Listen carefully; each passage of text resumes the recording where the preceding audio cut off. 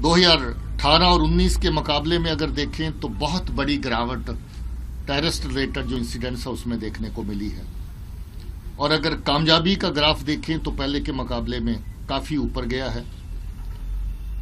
Civilian की killings, जो बेगुनाह लोगों को टेररिस्ट मारते रहे, अलग अलग वजहों से निशाना बनाते रहे, जिसमें पॉलिटिकल एक्टिविस्ट भी शामिल हैं, उनकी तादाद 38 है, जबकि पिछले साल 44 थी।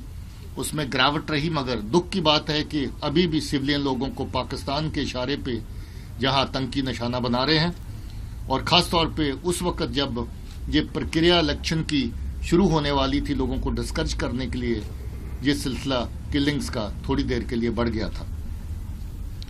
सिक्योरिटी फोर्सेस की किलिंग पहले से थोड़ा कम हुई है, मगर फिर भी दुख की बात है कि हम लोग जिस तरह का काम अंजाम देते हैं उसके चलते हमारे बहादुर साथियों को हमें खोना पड़ता है। टेररिस्ट रैंक्स में जो रिक्रूटमेंट हुई 18 के मुकाबले में तो बहुत कम, मगर 19 के मुकाबले में थोड़ी सी उसमें बढ़ोतरी हुई। मगर पॉजिटिव साइड ये रही है कि उसमें से 70% लोग या तो ज्वाइन करने के बाद मारे गए या गिरफ्तार किए गए। इसमें 46 ऐसे लोग हैं जिनको हम लोग गिरफ्तार किए, जो आतंकी बन चुके थे मगर उनको हमने गिरफ्तार किया, और 76 ऐसे लोग हैं जो ज्वाइन करने के बाद मारे गए।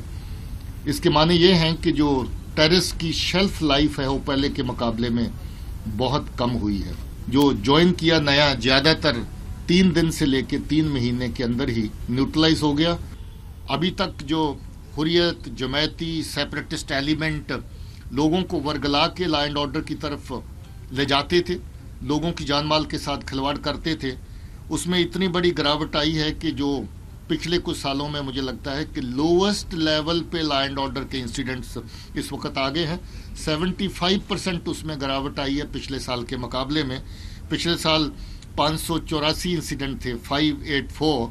इस साल सिर्फ 143 इंसिडेंट्स हुए, और वो भी ग्रेविटी इंटेंसिटी इतनी कम थी कि किसी भी जगह पे किसी तरह का कोई नुकसान नहीं हुआ। 0 casualty during law and order, जो अपने आप में मिसाल है। ऑपरेशंस के दौरान कोलेटरल डैमेज लगभग 0 के बराबर रहा।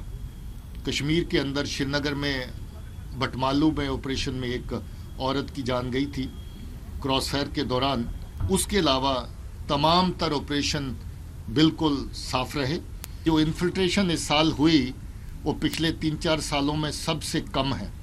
इन्फिल्ट्रेशन बहुत सारी अटेम्प्ट्स के बावजूद भी पाकिस्तान बढ़ा नहीं सका, और इसीलिए लोकल रिक्रूटमेंट के ऊपर ज़्यादा जोर दिया, और जो लोकल रिक्रूट बना रहे थे उनके लिए हथियार भेजने के नए तरीके पाकिस्तान ने ईजाद किए, जिसमें ड्रोन के जरिए से वेपन भेजने की कार्रवाई, ड्रोन के जरिए से एक्सप्लोजिव मटीरियल भेजने की कार्रवाई, और 1-2 केसेस में ड्रोन के जरिए से कैश भेजने की कार्रवाई भी उनकी तरफ से करी गई।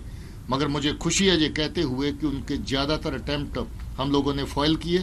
36 मॉड्यूल ऐसे जम्मू और कश्मीर दोनों तरफ बस्ट किए पुलिस में, जिसमें कुछ 100 के करीब लोग और काम करते थे जो टेररिस्ट के मॉड्यूल्स के तौर पे, जिसमें नार्को टेरर के मॉड्यूल भी शामिल हैं, पैसा कोरियर करना एक जगह से दूसरी जगह मिलिटेंसी के लिए लेके जाना, उस तरह के लोग भी शामिल हैं, और ग्रेनेड फेंकने की कार्रवाइयाँ जो रही, जो उसमें जो लोग शामिल थे वो भी इसमें शामिल हैं।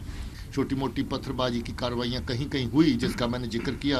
143 incident total law and order के, जहां स्टोन पेल्टिंग भी कहीं कहीं रही, मगर इंटेंसिटी बहुत ही कम थी, और लोग किसी तरह का उसके अंदर इंजरीज की तरह की कोई शिकायत भी कहीं से ज़्यादा नहीं आई है। ये पहली बार हुआ है कि इस साल 12 दहशतगर्द चलते हुए ऑपरेशन के दौरान हमारे सामने सरेंडर हुए हैं। कोविड की अगर एक पॉजिटिव साइड रही, पुलिस और आवाम का रिश्ता और ज़्यादा मजबूत हुआ। कोविड का सामना करते हुए, अपनी ड्यूटी को अंजाम देते हुए भी हमने अपने 15 साथियों को खोया है।